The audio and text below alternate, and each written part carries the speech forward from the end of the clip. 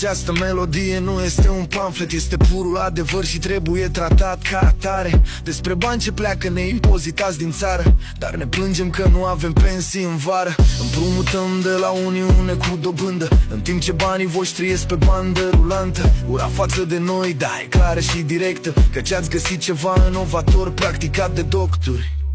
Stăm și privim cum se destramă o țară ce plânge, dar continuă să doarmă.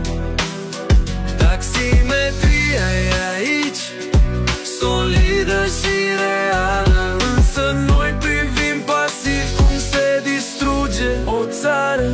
Taxiul îl folosiți doar când intră dinamicul și nu aveți reduceri sau promoții. Rupeți șala taxi când aveți nevoie urgentă și e la mod acum să spui sunt în Uber.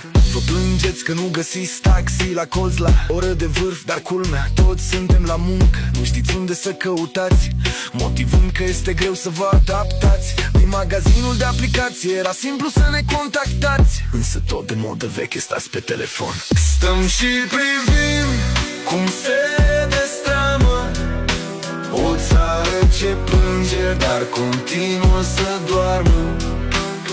Taximetria aici, solidă și reală, însă noi privim pasiv cum se distruge o țară.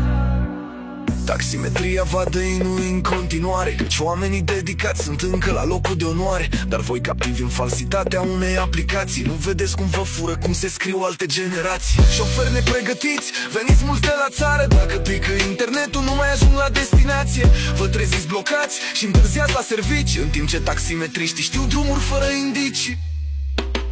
Stăm și privim cum se destramă o țară ce plânge, dar continuă să doarmă. Taximetria aici, solidă și reală, însă noi privim pasiv cum se distruge o țară. Ca scuză motivați vechile probleme, lipsa de cunoștințe nu vă absolvă de vină. Aveați variante și reclamații de făcut, însă implicarea voastră nu s-a putut. Felicitări, suntem toți vinovați de un sistem, dar voi alegeți să umflați un constrăin suprem. Un transport ce vinde vise înșelătorie, mascat sub numele de evoluție.